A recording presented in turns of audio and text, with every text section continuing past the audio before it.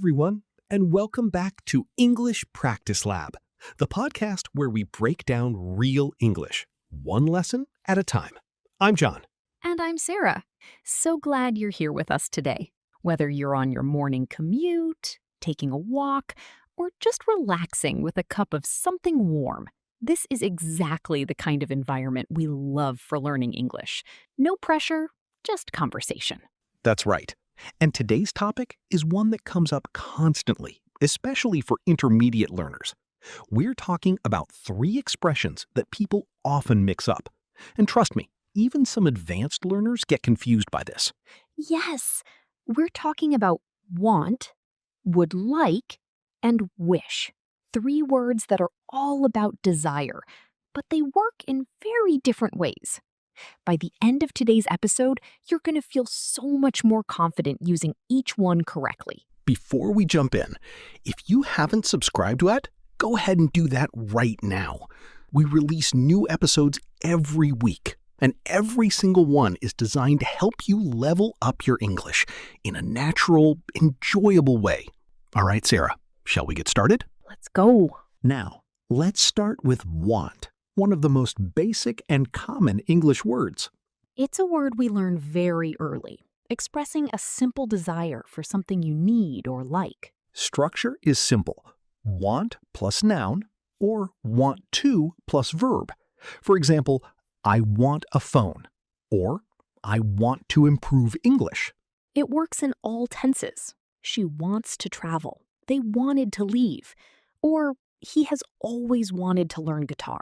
However, it can sound direct or even rude in formal situations, like in a restaurant. I want the pasta. In casual talk, it's completely fine. For example, with friends, I want to watch a movie. To summarize, want expresses direct personal desire. Very common and informal. But watch your tone in formal contexts. Some clean examples. I want to travel this summer. My brother wants to be an engineer. Do you want coffee? She doesn't want to be late. Each sentence shows clarity and directness, which is the essence of want. Overall, this verb is extremely useful in everyday communication, especially for beginners. It helps you express needs quickly, without complex grammar, making it a foundation word in basic conversation.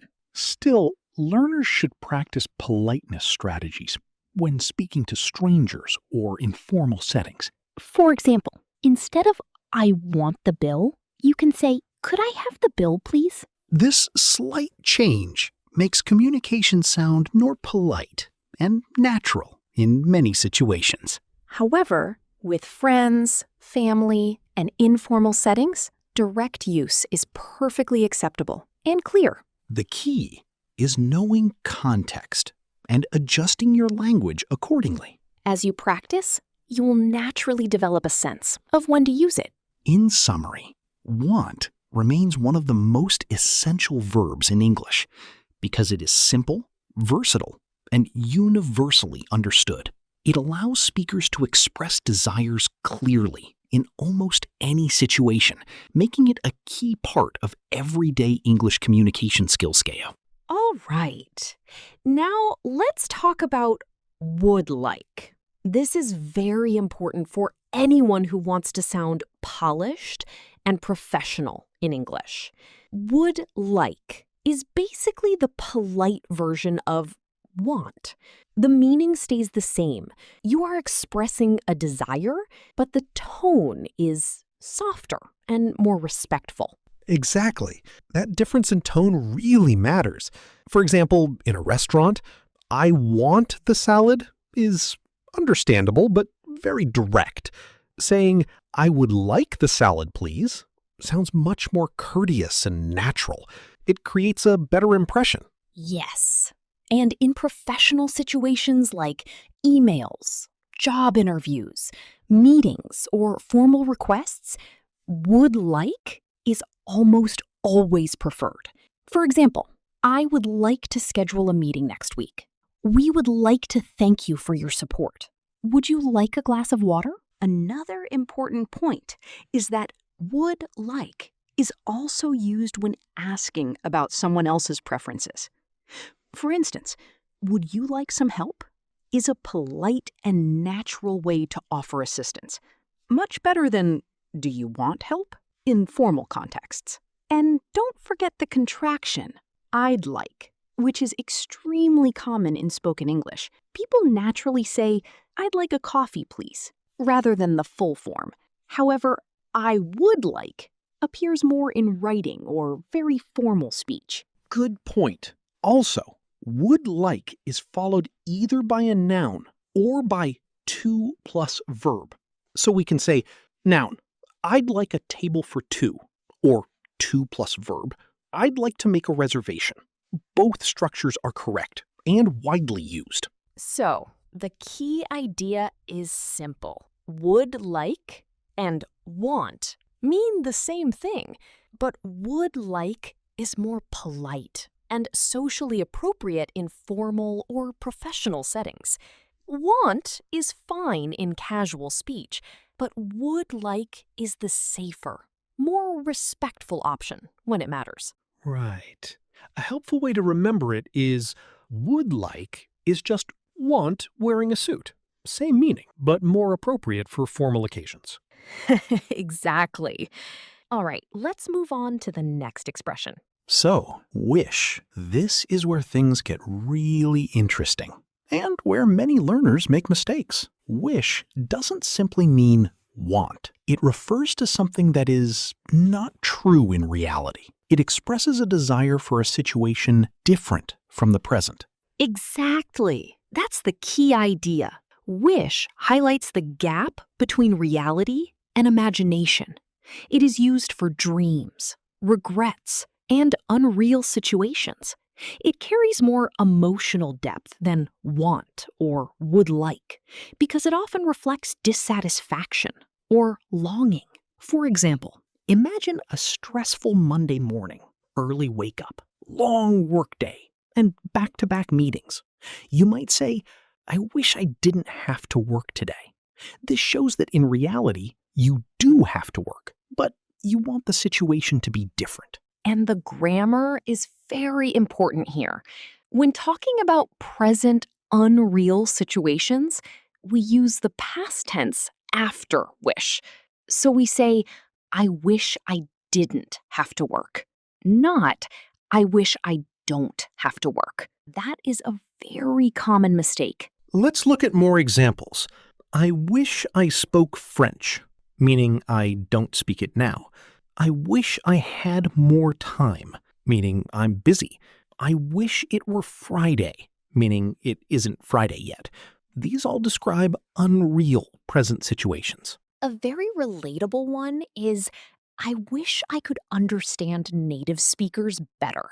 It shows effort and progress, but also a current limitation. Wish expresses both the gap and the hope to improve. And that's something interesting about wish. It acknowledges reality, but also shows imagination and aspiration. Every wish contains a sense of hope, even when it reflects difficulty or limitation. We can also use wish for the past to express regret. In that case, we use the past perfect. For example, I wish I had studied harder. This means I didn't study enough, and now I regret it. Or, she wishes she had taken that job. These sentences show reflection on past decisions and a desire that things had been different. Finally, wish can also express goodwill in everyday expressions. Things like, I wish you good luck. I wish you a happy birthday. We wish you a pleasant evening. Here, it is not about unreal situations, but about positive intentions. Right. In that case, wish becomes a polite, kind expression used socially. So, overall, wish is about unreal present situations, past regrets, and positive wishes for others. This is a great moment to compare all three expressions and clearly show the differences. Ready, John? Absolutely. Let's do it. We'll use the same idea, someone wanting to travel to Italy, and see how each expression changes meaning and tone. Perfect. First, I want to go to Italy. What does this tell us? It shows a direct and clear desire. The person is confident and possibly already making plans. It feels active and real, a concrete intention in the present. Now, I would like to go to Italy. What changes? The tone becomes softer and more polite. It sounds more refined and considerate, especially in formal or social contexts. The desire is the same, but it is expressed in a more measured and respectful way. Exactly. Now, the third one. I wish I could go to Italy. How is this different? This one carries emotional distance from reality. It suggests the person cannot go right now, maybe due to money, time, or responsibilities. Italy is not a plan, but a dream. There is a sense of longing, sometimes even sadness. I like that. Same destination, but 3 completely different meanings. The language we choose reveals our intention, our situation, and even our emotions. Exactly. And this is very important for learners. Using the wrong expression can change how people interpret your message. For example, if someone asks about your travel plans and you say, "I wish I could go to Italy," it clearly shows it is not a real plan. Right. Words are never just grammar. They carry context, emotion, and attitude. That's what makes communication so powerful. And mastering these differences helps you sound more natural and accurate in English. It's not only about correctness, but about meaning in context. Exactly. That's what we focus on. Understanding how small language choices create very different impressions in real communication. Now, let's bring everything together with a short dialogue. Sarah and I will do a quick role play. Pay attention to how each expression is used and why. Ready, Sarah? Ready. Imagine we're 2 colleagues having lunch on a regular Tuesday. Hey, Sarah, you look a bit tired today. Everything okay? Yeah. I had a really long weekend with the kids. Honestly, I want a vacation badly. I understand that. Have you thought about where you'd go? Oh, I'd love to go somewhere warm. Actually, I would like to visit Portugal. I've heard great things about Lisbon. Oh, that sounds amazing. Any real plans for the summer? That's the thing. I wish I could. But with the new project at work and the kids' schedule, I don't think it will happen this year. I wish things were less hectic. I'm sorry. I wish I could give you better advice. Maybe next year? Yeah, I wish. For now, I'll just dream about sunshine and pastel de nata. Okay, let's pause there. Did you notice all 3 expressions? First, I want a vacation. That's direct and emotional. No softening, just a clear personal need in the moment. Then, I would like to visit Portugal. Here, the tone becomes more polite and structured. It sounds more thoughtful and socially refined. And finally, the wish forms. I wish I could go. I wish things were less hectic. I wish I could help. Each one shows a gap between reality and what we want, something that is not possible right now. And don't forget the informal. Yeah, I wish. On its own, it means that would be great, but it's very unlikely. It's casual, slightly humorous, and very natural in spoken English. Exactly. It's one of those small expressions that makes your English sound more authentic and fluent. Before we wrap up, let's talk about the most common mistakes people make with these 3 expressions. Because knowing what not to do is just as important as knowing what to do. Mistake number 1, using wish like want. For example, saying, I wish to buy a new car. This sounds very unusual and stiff in modern everyday English.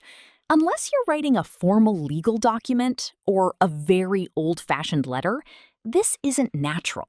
In that case, you'd simply say, I want to buy a new car, or I would like to buy a new car. Mistake number 2, using the wrong verb tense after wish. This is probably the biggest grammar trap. Remember, when you're talking about the present with wish, you need the past tense, not the present. So it's I wish I knew the answer, not I wish I know the answer. The word wish shifts the tense back one step into the past to signal that something is unreal. Mistake number 3, using want in a formal or professional context when would like is expected. If you're in a job interview and you say, I want this position because it's not grammar wrong, but it can come across as very direct, even aggressive. Saying, I would like this opportunity because sounds much more professional and mature. And mistake number 4, one we haven't mentioned yet, confusing I wish I could with I hope I can. These are not the same. I wish I could come to your party means I can't come. The situation is already decided, or very unlikely. But I hope I can come to your party means the situation is uncertain. It might happen. So if you still have a chance of doing something, use hope, not wish. Oh, that's such a crucial distinction. I hope I can? Still possible. I wish I could? Probably not possible. Or already decided. Keep that in mind, and you'll avoid a lot of confusion.